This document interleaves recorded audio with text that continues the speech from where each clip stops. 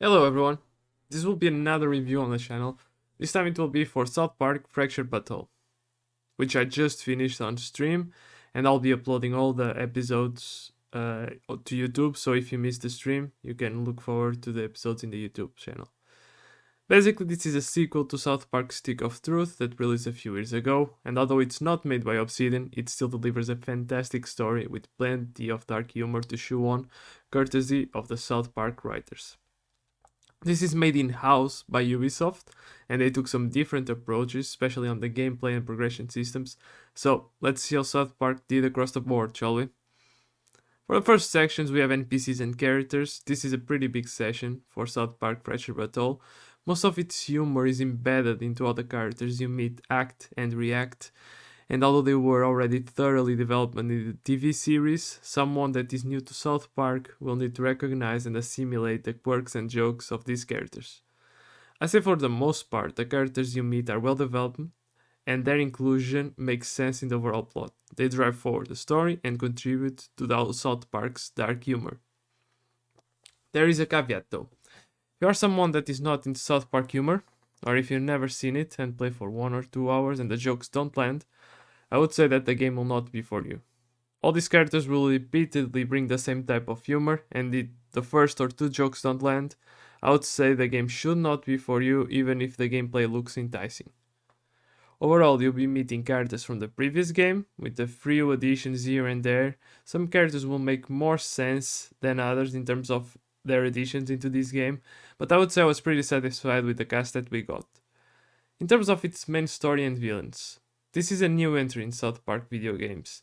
Basically, we'll see the new kid journey into a new adventure setting. Instead of the D&D setting we had in Stick of Truth, we now have heroes and super villains try and mimic Marvel and DC. It's a direct sequel to Stick of Truth, as you start out Fractured But Whole just mere minutes after the ending sequence of the previous game. The overall plot reuses a lot of the same dark humor jokes, but the global main point is really the prevalence of Marvel versus DC clash we've been getting in the movies and the TV shows.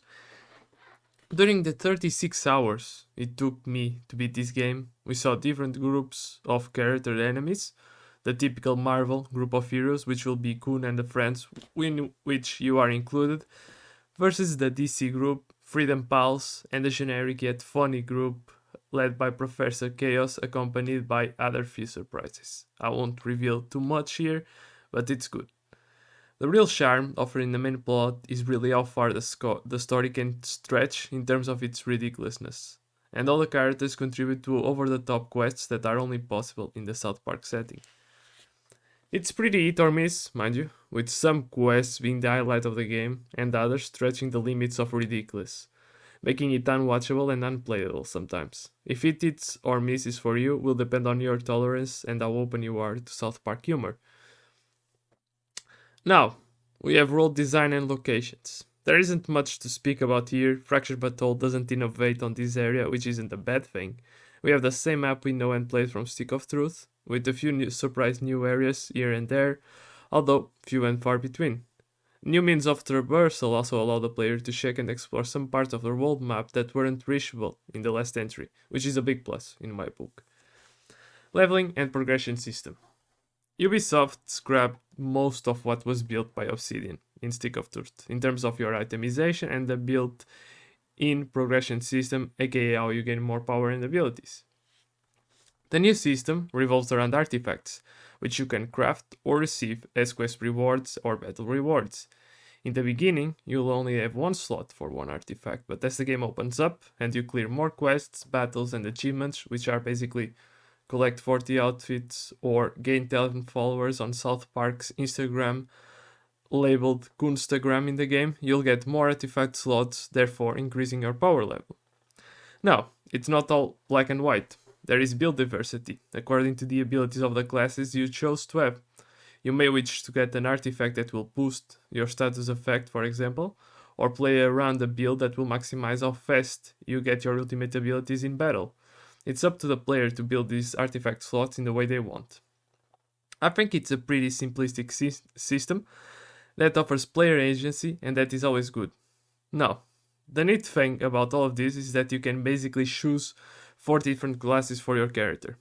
After choosing a class, you gain access to 3 abilities plus an ultimate ability, but as you progress your main class, you'll be allowed to choose new classes and pick and choose from all the classes you decided on the 3 abilities plus an ultimate you want or faking is OP for the fights ahead. Build diversity exists in Fractured Battle, and it's one of the main reasons the combat can be so much fun. If you get sick of using the same abilities, no problem, just go into your in-game phone and switch it up. The game also offers all sorts of items, from summon unlocks used in combat to different HP and stats related consumables. The crafting system is also pretty neat and will allow you to craft anything from consumables to costumes and upgraded versions of your artifacts. As you explore the world, you'll gain all the materials you'll need, and I never felt like using vendors was required to craft or upgrade my power level. It was a pretty unique progression system. I think they did it well. Compared to Stick of Truth, it's more diverse and more unique. In terms of combat and gameplay, I think this is South Park's Fractured Battle best area.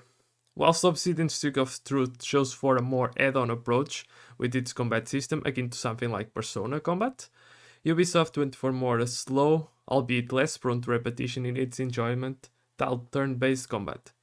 With the abilities you pick for your character, you'll be able to do all sorts of things in combat. Knockback, charm, shock, burn, bleed, it's up to you to decide on what you like. Animations are smooth, and the ability to choose 3 allies to come with you for combat allows you to complement your own abilities with the ones your allies offer, turning the battlefield super bloody or super gross if that's what you are into. During the game, you also unlock new fart powers. Yes, that's a thing in South Park. It feels like everything revolves around the farts. It will give you new options, inside and outside of the combat, that may turn the tide easily, and can even be considered overpowered. So use it at your own discretion according to the difficulty you want to set for the game. Outside of combat, as the player advances the main story, new traversal systems will open, allowing you to reach previously unreachable areas. These new traversal options are ridiculous, but at the same time, fun to see and use. It's an interesting way of opening up a map that was previously unopened in some of its areas. In terms of difficulty, now, the game offers 4 difficulty options. Overall, for turn-based RPG veterans, this should be a walk in the park for any difficulty you set, especially if you use the so-called fart powers or summons. There is variety here, but I think the game is clearly set to be enjoyed, difficulty-wise, by a wider audience. Lovers of pain and misery in games difficulty won't find that here, sorry to say. In terms of replayability and replay value, now, I always mention replayability as I think it's key for anyone that spends a good amount of money in a game.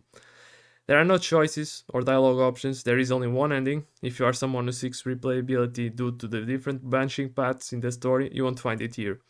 However, if you seek replayability due to a game's combat system, I would say the short-term replay value here is high, especially with all the classes and that exist in the game and the ability to switch your allies on and off and experiment with different builds. There is also definitely long-term replay value for its story as well. As you play other games and as you forget about the story, I think it's a highly replayable story, in my opinion. I don't think you need to turn your brain off and watch the story again, but I think it's highly replayable, in my opinion. Now, for positives and negatives, downsides or upsides. On the positive side, I want to highlight the game's combat system. I think it's a huge step up on Stick of Truth, but also the game time and how much story content it has with the DLCs included. It's basically double the game time compared to its previous entry. Lots to unpack here and explore. On the negative side, I need to mention the trend of reusing jokes in the game. Sometimes it feels like the creative side of the story isn't there. A joke will hit the first and second time, but the game really wants to hammer the same jokes over and over, and they start to fall flat, and just annoying at some points. The story design also lacks a lot compared to Stick of Truth. It's very predictable, and some avenues taken aren't even ridiculous, but just not fun, and might even make you want to skip some cutscenes.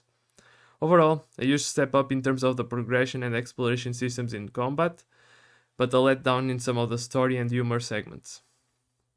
For the final thought, and my score, I would say that South Park Fractured Battle is a must-buy for fans of South Park. even if some jokes are way overused, and I want to emphasize overused here. If you are less into the humor, you can normally find in South Park, but also love turn-based RPGs, then I would recommend you to buy this on sale and try out the combat system offered here. It's really that good, and I think it could make a purchase even if you aren't interested in the South Park story or South Park humor. For the most part, I liked the story in terms of some quests. I hated some others, but overall direction that the story had was not okay for me. I thought they reused a lot of jokes in this game. So I still enjoyed a hell of a lot of my time because I was just enamored with its combat system, and I think it's probably one of the best in terms of casual turn-based systems that we have in this type of games. So I hope you will like this review. If you have any questions, any feedback, do it so on the comments. Like and subscribe if you enjoy the content that I've been creating, and thank you for watching this video.